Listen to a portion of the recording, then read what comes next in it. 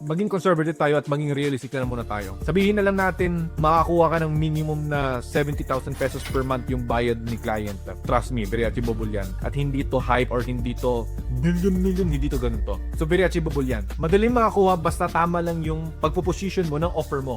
Ngayon, sa 70,000 na yon, sabihin natin binayaran mo yung contractor mo ng 30,000. Although, pwede pang yan bumaba, depende sa skill and setup mo, depende yan sa'yo. That still leaves you 40,000 pesos net income per client. Kung isipin mo, kung lang naman meron kang 3 clients lang, sabihin natin 3 lang for the sake of argument, that's already 120,000 pesos per month.